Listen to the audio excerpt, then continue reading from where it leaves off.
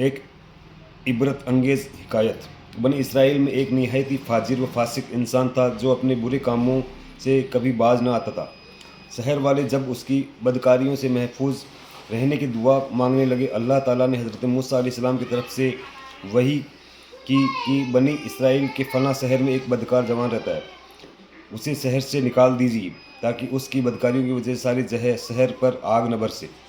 حضرت موسیٰ علیہ السلام وہاں تشریف لے گئے اور اس کو اس بستی سے نکال دیا۔ پھر اللہ کا حکم ہوا کہ اسے اس بستی سے بھی نکال دیجیے۔ جب حضرت موسیٰ علیہ السلام نے اس کو اس بستی سے بھی نکال دیا تو اس نے ایک ایسے غار گفا پر ٹھکانہ بنایا جہاں نہ کوئی انسان تھا اور نہ ہی کسی چرند پرند کا گزر تھا۔ آس پاس میں نہ کہیں آبادی تھی اور نہ دور دور تک ہریالی کا کوئی پتہ تھا۔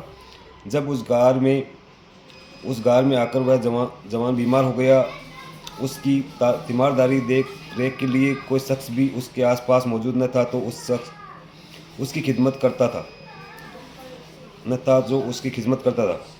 وہ کمزوری سے زمین پر گر پڑا اور کہنے لگا، کاش اس وقت اگر میری ماں میرے پاس موجود ہوتی تو مجھ پر شفقت مہربانی کرتی اور میری اس بے کسی اور بے بسی پر روتی۔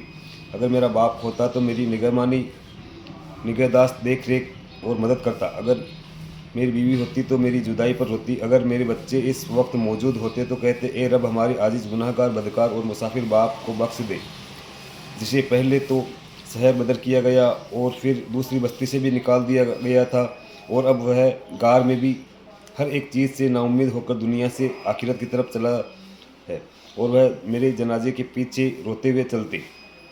پھر وہ نوجوان کہنے لگا، اے اللہ، تو نے مجھے ماں باپ اور بیوی بچوں سے تو دور کیا ہے، مگر اپنے فضل و کرم سے دور نہ کرنا۔ تو نے میرا دل عزیزوں کی جدائی میں جلایا ہے،